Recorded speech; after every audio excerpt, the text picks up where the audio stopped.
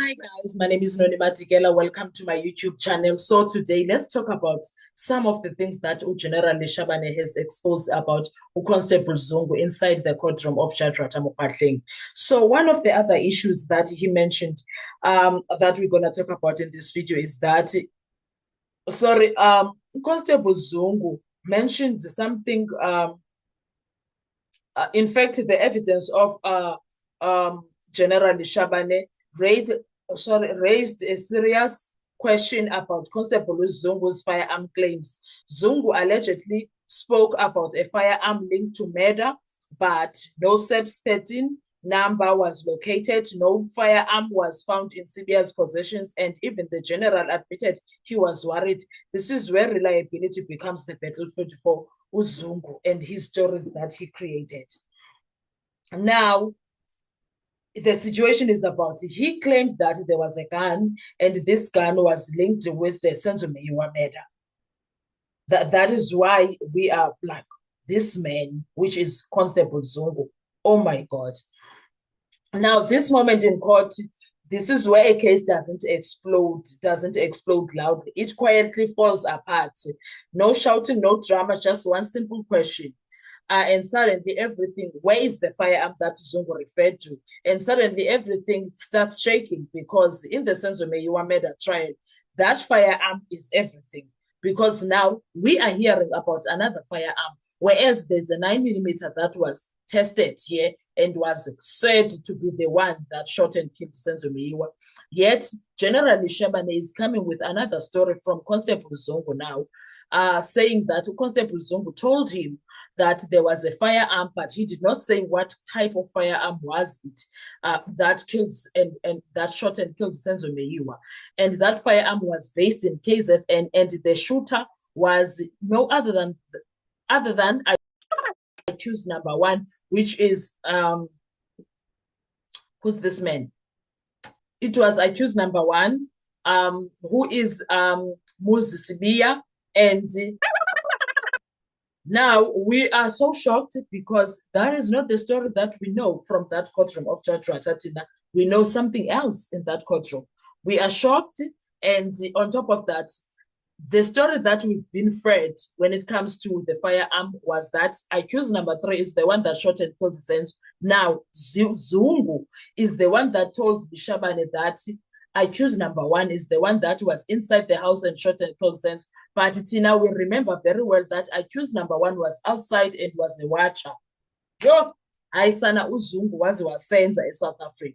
Now, here is where it gets interesting now.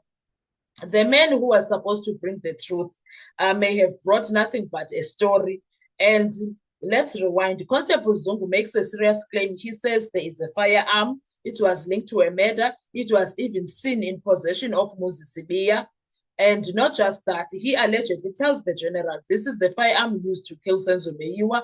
That's not small talk. That's a case-defining evidence. Because in any murder trial, the weapon is everything. Now, then the defense does something very simple but very dangerous. They don't argue. They ask, did he give you the make of the firearm? Did he give you the caliber of the firearm? Did he give you the serial number? The answer is no to all questions. Then it gets worse. Did he locate the SEPS 13 number? Nothing. Did you ever find the firearm? Nothing. Was Sibia found in possession of it? Nothing. Uzungu Betuna. Now, this moment shifts everything now. And then comes the line that should worry the state.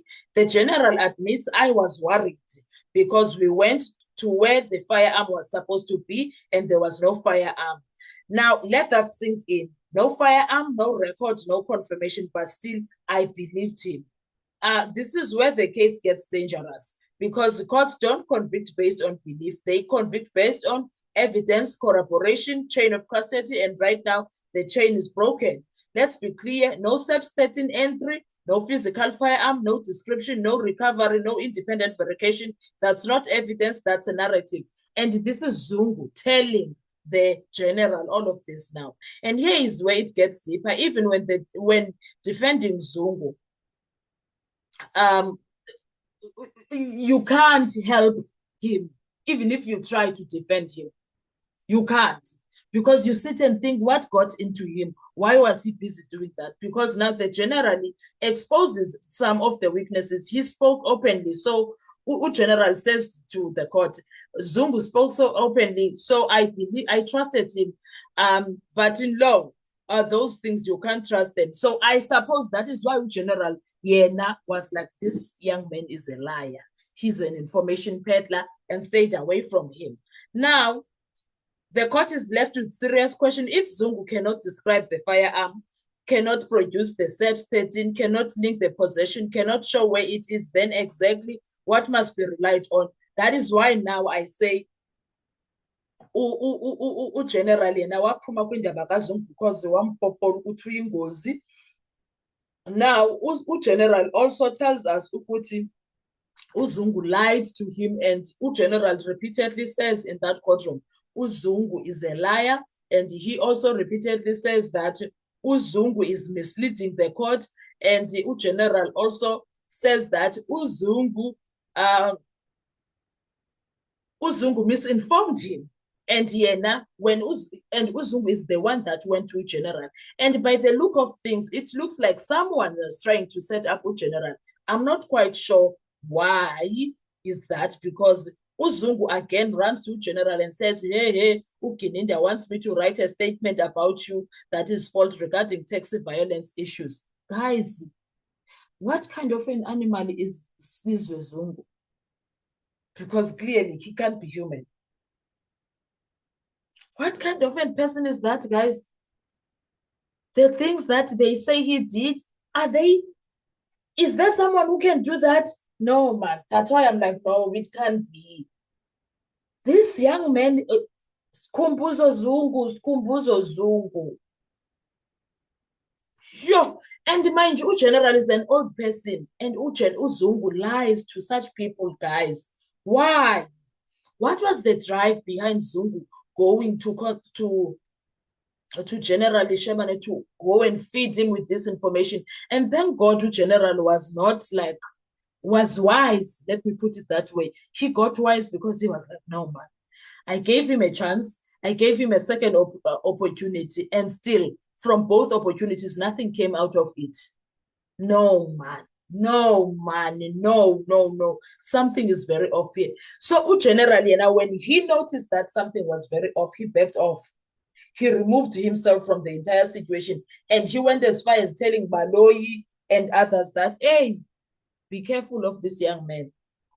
Be very careful of this young man. They did not listen to him. Look where they are today because of him. And generally is sitting in pension and has no stress because he never took it. He never took Zungu serious to an extent that he went to do court cases, wasted millions of rands of taxpayers' money. Yeah, the little that he wasted was to give him a car to go and do the investigations.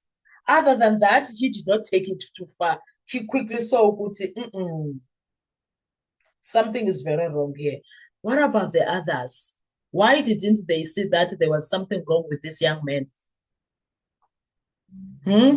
Why didn't the others see there was something wrong with this young man? Because clearly something is very wrong here. Of course, something is very wrong here. You can't tell me you can't see it. Something is very, very wrong here. I'm telling you. So that's what we are dealing with right now. We have General Shabane, and he's busy with the defense on the witness box. We are yet to hear how is Baloyi going to handle the entire situation, because Baloyi is not completely clean, because the general keeps tapping in his name and mentioning certain things that Baloyi was found doing or saying or whatever. We will hear what that is going to go. For now, I'm like, my eyes are big, man. My eyes are big, like, we shocked Gesan. I am so shocked. Ukuti, there is someone after General said, you can't be listening to this misleader, this liar, and there is someone who actually took him serious. I wonder why. Anyway, what are your thoughts? Let's talk in the comment section. I want to hear your views. Thank you so much. Do enjoy your day. Bye-bye.